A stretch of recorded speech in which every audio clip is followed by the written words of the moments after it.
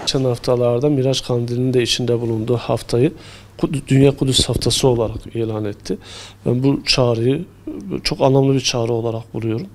Her şeyden önce Kudüs'le ilgili değerlendirmelerin, etkinliklerin, faaliyetlerin yapılacağı bir haftanın Kudüs'le ilgili ciddi bir farkındalık oluşturacağını, bu farkındalığın sadece Kudüs'le ilgili değil, aslında insanlığın barışına ve huzuruna hizmet edebilecek bir farkındalık olarak ortaya çıkabileceğini ve bütün insanlığa geri dönebileceğini düşünüyorum.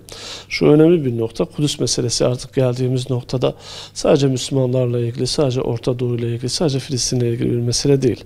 Kudüs artık neredeyse bütün bir dünyada, bütün bir insanın huzurunun ve barışının sembolü haline gelmiş durumda.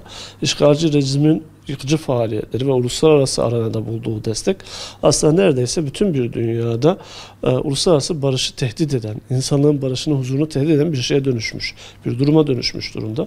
Dolayısıyla buna yönelik farkındalık oluşturmak aslında bütün bir insanın huzuru ve barışına yönelik bir farkındalık oluşturma anlamına geliyor. Kudüs'le ilgili yapılabilecek bütün etkinlikler anlamlı olabilir. Bunları çok değişik şekillerde düşünüp değerlendirebilirsiniz.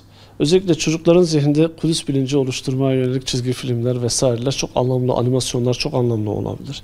Sosyal medyada hashtag çalışmaları, sempozyumlar, kongreler, çalıştaylar ve benzeri çalışmalar Kudüs'ü gündeme getirebilecek, Kudüs'le ilgili farkındalık oluşturabilecek her türlü çalışmanın anlamlı ve değerli olduğunu düşünüyorum. Mardin-Kudüs birlikteliği benim çok önemsediğim bir husus aslında, onu da değerlendirmek istiyorum. Bunu başka yerlerde de söyledim. Başka çalışmalarda, programlarda da söyledim. Mardin, Kudüs'ün yansıması bir şehir. Mardin'i kuran irade aslında Kudüs'te ortaya çıkan bir irade, Artuklu iradesi. Dolayısıyla Mardin denince Kudüs, Kudüs denince Mardin akla gelebileceği bir birliktelikten bahsetmek gerekiyor. Bu sebeple Mardin Artuklu Üniversitesi olarak bizler Kudüs'e daha fazla özen ve önem gösteren bir anlayış içinde hareket ediyoruz.